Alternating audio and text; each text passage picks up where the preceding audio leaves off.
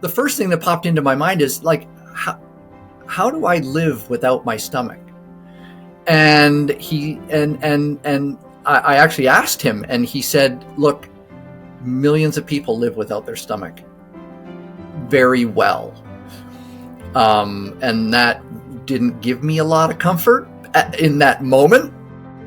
Hi, I'm Graham. I'm 61 years old, and I was diagnosed with aggressive stomach cancer in 2023. And I now live without my stomach. I found out that I was Lynch positive through a family connection. One of my first cousins was actually diagnosed with colon cancer. And when she was diagnosed with colon cancer, she had genetic testing done, and it was found out that she was Lynch positive.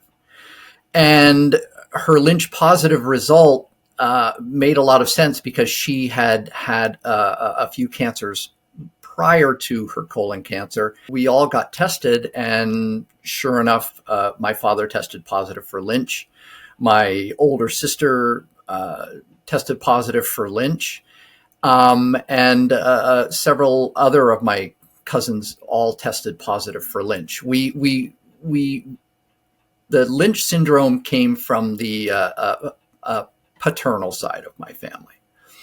So having the Lynch diagnosis automatically made it necessary to get in touch with our primary care physician, and then get a consultation with, first and foremost, a gastroenterologist. So here where I live, my primary care physician got me a referral to a gastroenterologist, and that started the process of the annual screenings. And those annual screenings consisted of colonoscopy, upper endoscopy, abdominal ultrasounds, blood work, all of the testing that is associated with a Lynch diagnosis, along with different other specialists, a urologist, and all of the possible cancers that you can have with Lynch syndrome. I was put in touch with all of the specialists that would take care of those. So I started the regimen annually.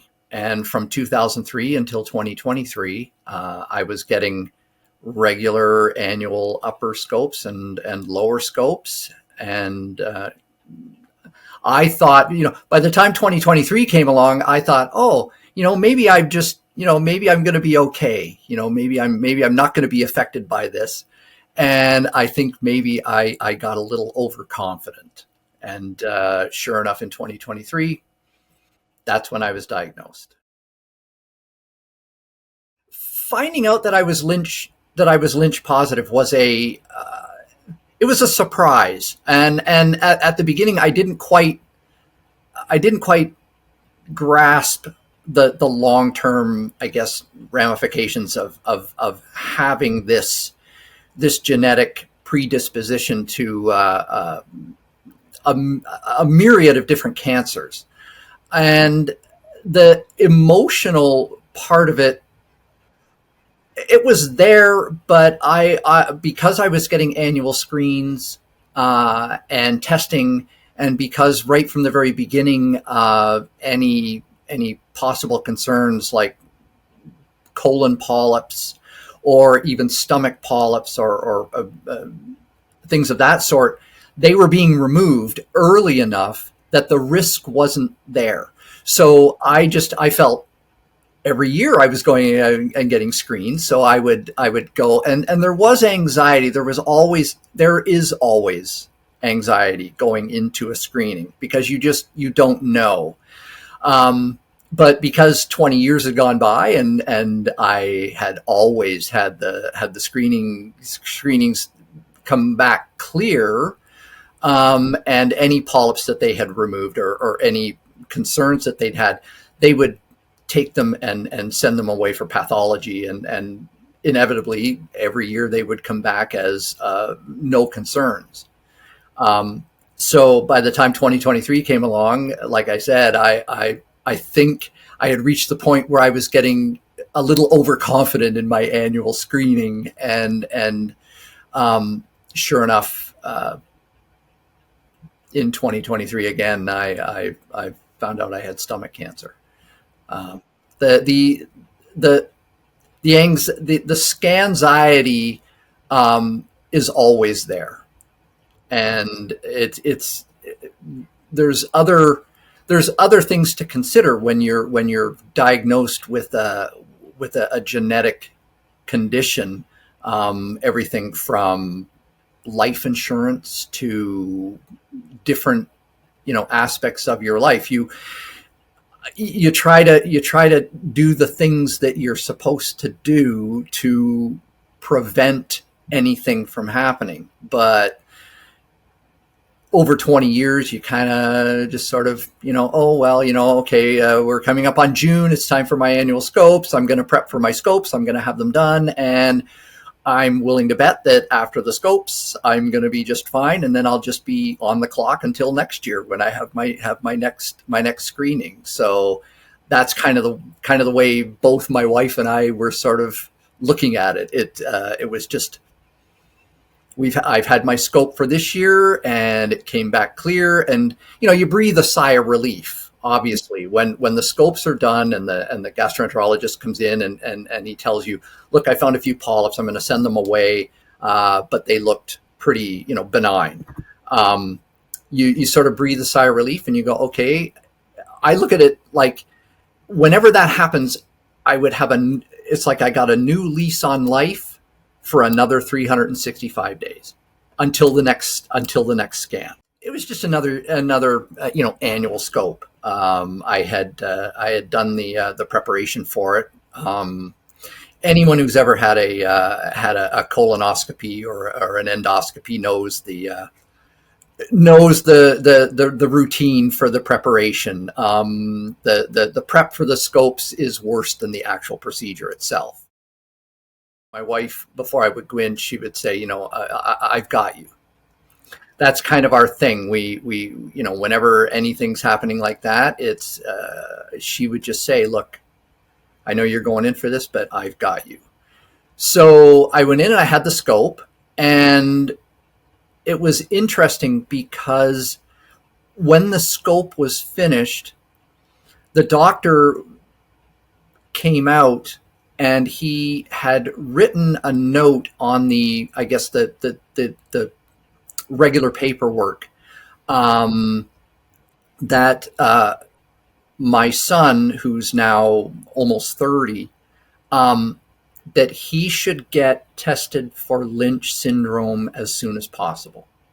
Make sure that he's getting screened and tested for Lynch. And that had never happened before.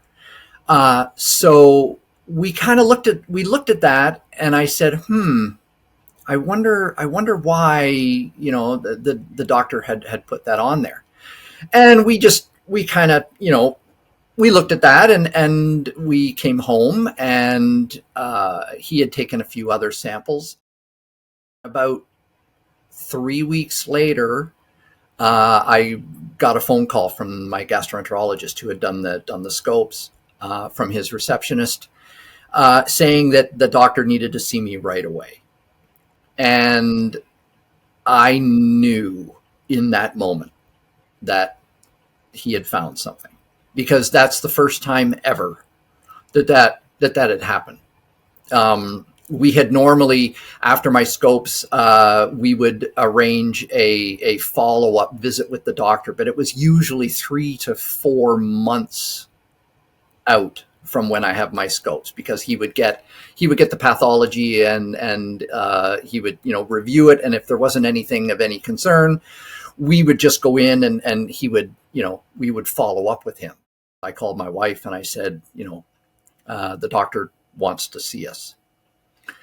And my wife knew, and I knew she knew, because as soon as I told her that, there was silence on the other end of the phone.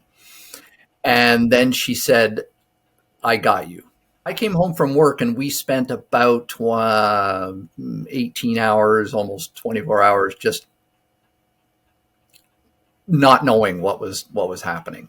Um, so we went and met with the gastroenterologist, and he said, I'm kind of a straight shooter, and my gastroenterologist is a bit of a straight shooter. And he said, look, Graham, it's cancer, and it's aggressive, and I'm going to get you a consult with another gastroenterologist in Toronto, at a larger hospital, with a doctor who has a lot more experience with dealing with this type of cancer.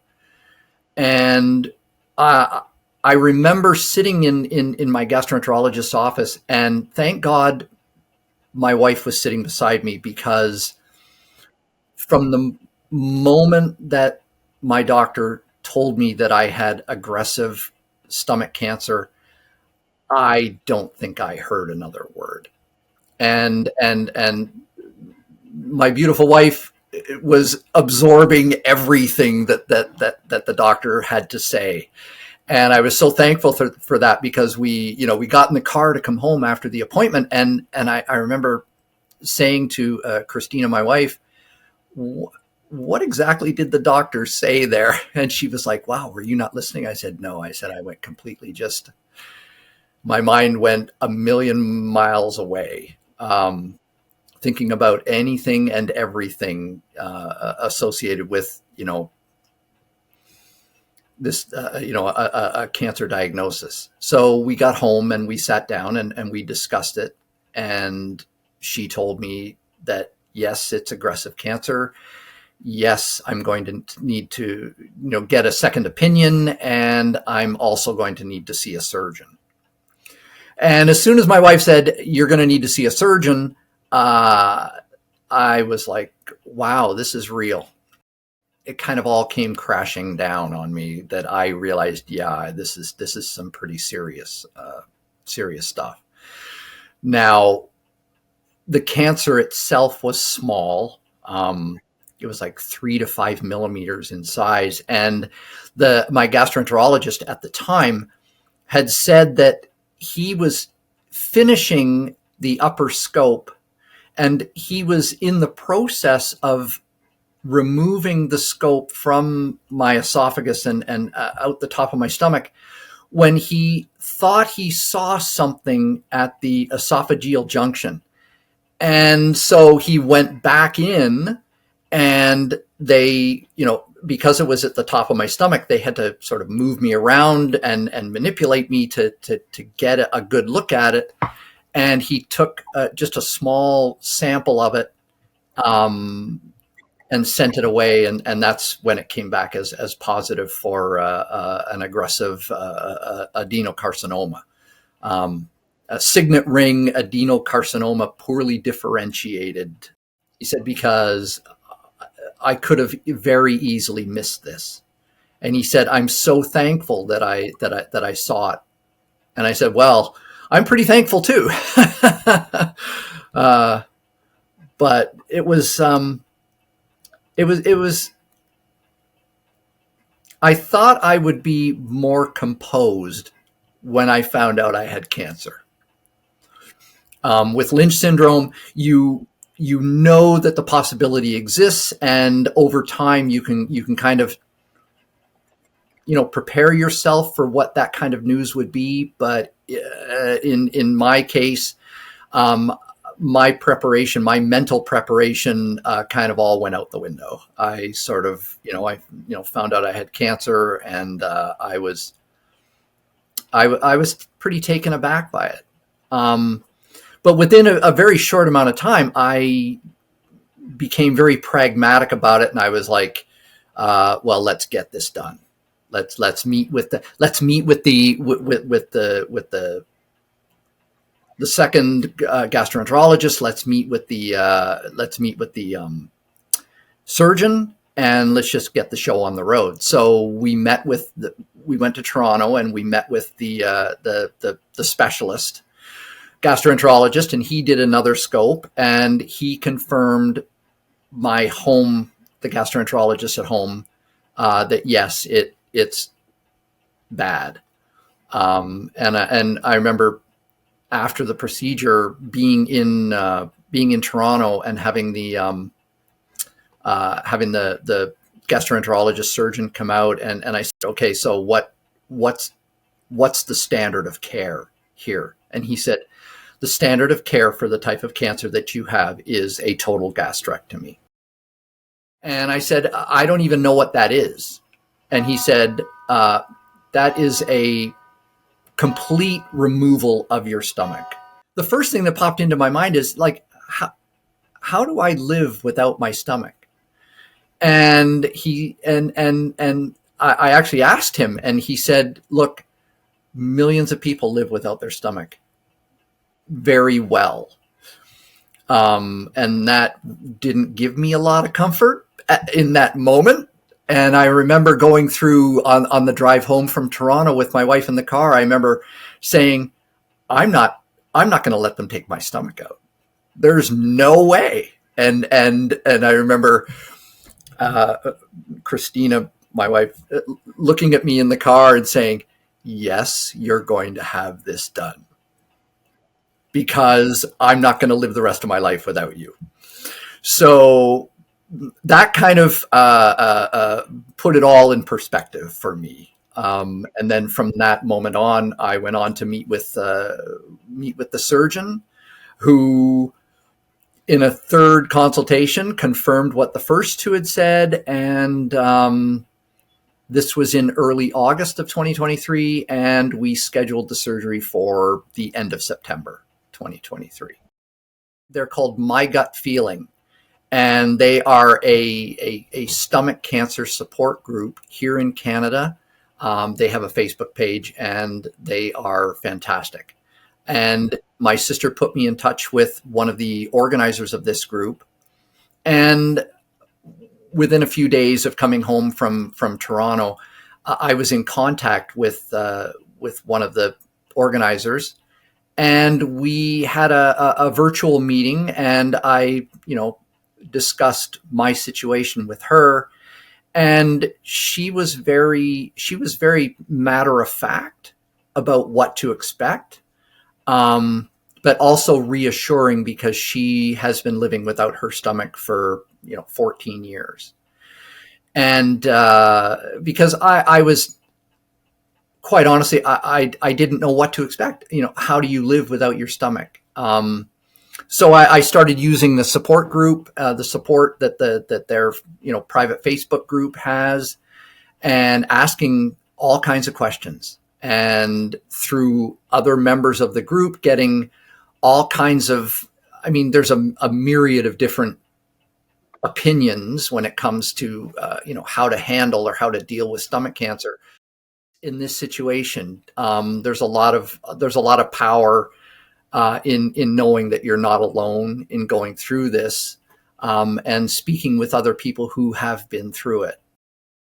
I looked for counseling,